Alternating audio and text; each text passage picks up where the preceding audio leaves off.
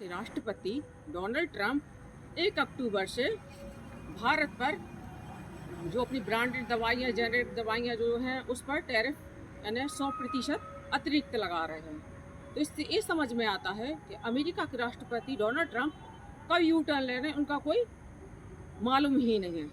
नमस्कार दोस्तों, अमेरिका के राष्ट्रपति डोनाल्ड ट्रंप भारत के प्रति इतनी नफरत दिखा रहे हैं। पहले तो मोदी का तारीफ किए कुछ दिन पहले कि नहीं, मोदी मेरा बहुत प्रिय दोस्त है, और अब वो लोग टैरिफ पे टैरिफ लगा रहे हैं। 27 अगस्त से जो देश में उन्हें बहुत सी चीज़ों पर टैरिफ लग चुका था।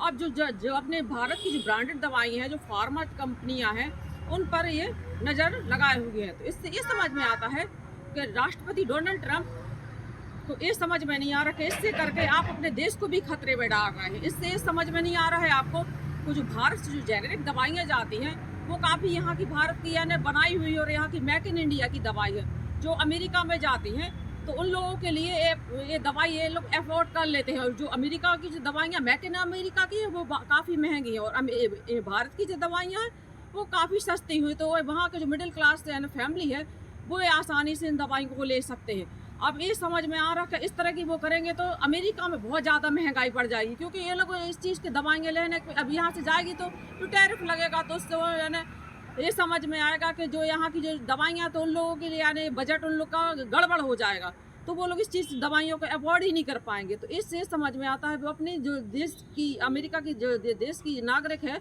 उनकी यानी हेल्थ केयर पर ये लोग यानी गलत असर पड़ेगा। अमेरिका के राष्ट्रपति केवल अपनी नीतियों पे लागू कर रहे हैं। तो इससे ये समझ में आता है कि जो अपने देश की फार्मा कंपनियां हैं तो उन पर भी यानी असर पड़ेगा। हाँ, हो सकता है, क्योंकि पहले से ही उन्हें यानी देश पर 50% अमेरिका में वैसे ही हेल्थ केयर के मामले में अमेरिका बहुत महंगा शहर है, तो वहाँ की जो दवाइयाँ हैं वो यूज़ करते हैं वहाँ के नागरिकों को काफ़ी महंगी पड़ती हैं। तो डोनाल्ड ट्रंप तो केवल अपना नीतियों पर चल रहा है, उनको यानी अपने देश के बारे में यानी ये नहीं सोचते कि उनके देश का जो इस तरह की नीतियाँ अपनाएंगे।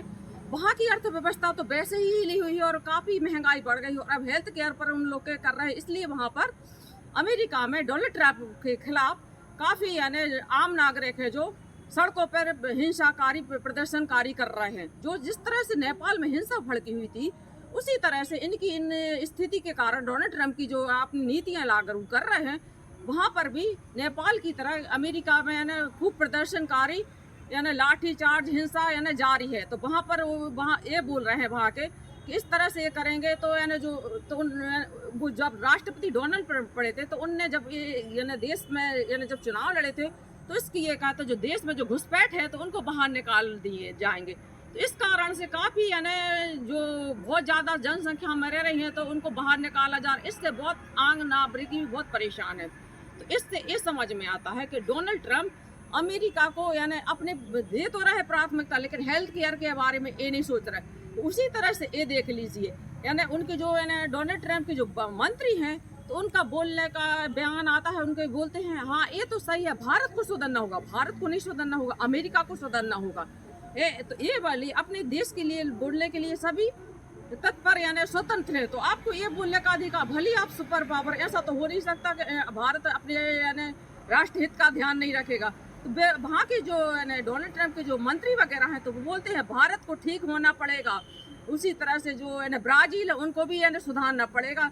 ये लोग है ना अमेरिका का कहना नहीं मान रहा है, तो ऐसा तो है नहीं है। इसलिए अमेरिका के डोनाल्ड ट्रंप चढ़े हुए देश का सदस्य है। इस कारण से अमेरिका ये भी बोलता है कि भारत इस देश से अलग हो जाए। तो इससे तो ये समझ में आता है आप अपने लिए सुपर पावर है तो भारत अपने लिए भी अपने डिसीजन लेने के लिए स्वतंत्र है। इसी तरह से हमारे देश के विदेश मंत्री जयशंकर UNGO की बैठक में ये भाग लेने के लिए US गए हैं, तो वहाँ पर भी उन्होंने अमेरिका को अपने 2 टूक शब्दों में बोला है। और उनका अमेरिका के राष्ट्रपति का ये भी बोलना है कि जो आप रूस से कच्चा तेल खरीदते हैं उसको बंद कीजिए। तो ऐसा तो है नहीं है कि हमारा देश आपके अनुसार चलेगा। हम लोग भाई हमारी भारत सरकार स्वतंत्र है, कोई डिसीजन तो आपके कहने से तो होगा नहीं कि हम लोग रूस से कच्चा तेल। आपने कितना भी भारत को झुकाया है अमेरिका के राष्ट्रपति डोनाल्ड ट्रंप, फिर भी भारत झुका नहीं है। तो आप ये 100% जो अतिरिक्त टैरिफ लगा रहे हैं जेनेरिक दवाइयाँ, फार्मा कंपनी हैं जो ब्रांडेड दवाइयाँ हैं, तो इस पर ये असर पड़ेगा। तो ऐसा तो है नहीं है कि और कंट्रीज को दवाइयाँ लेने को एग्री नहीं कर रही हैं। बहुत सी कंट्रियाँ खड़ी हुई कि हम आपका दवाइयाँ लेने को तो लेकिन ये नहीं समझते अमेरिका एक ऐसा देश है जो भारत से यानी सबसे ज़्यादा जो दवाइयाँ जाती हैं अमेरिका ही जाता है, क्योंकि ये जेनरिक दवाइयाँ है काफ़ी सस्ती में वहाँ पर यहाँ से जाती हैं, तो उन लोग को यानी अवॉर्ड कर मतलब हो जाता है उन लोगों को, और बाकी और जो खरीदेंगे तो वो अवॉर्ड ही नहीं कर पाएंगे। तो अमेरिका के राष्ट्रपति कि ये नीतियों से वहाँ की पब्लिक बहुत ही परेशान हो गई है। तो ऐसा समझ में आ रहा है जो नेपाल में बांग्लादेश में जिस तरह से हिंसा हुई है उसी तरह से वहाँ के युवा जो सांसद वगैरह हैं तो वहाँ भी सड़कों पर प्रदर्शनकारी उतर आए हिंसा पर हो गए हैं कि ये समझ में आता है कि अमेरिका के राष्ट्रपति की डोनाल्ड ट्रंप की तख्ता पलट हो सकती है, क्योंकि युवा इन लोग को देख रहे हैं तो ये पसंद नहीं कर रहे, बहुत प्रदर्शनकारी हो रहा है, लाठी चार्ज हो रहा है, और वहाँ पर भी ये अपना जो आर्मी लगा रहे हैं, तो वहाँ पर जो इन लोग का जो लोहान क्या अमेरिका के पेंटागन में काफ़ी हिंसा फैली हुई है, जिसके कारण वहाँ के अमेरिका के राष्ट्रपति को ये समझ में नहीं आ रहा है कि आप इस तरह से करेंगे तो आपके देश में जो नेपाल में हिंसा तख्ता पलट हुआ तो आपकी भी कुर्सी गिर सकती है।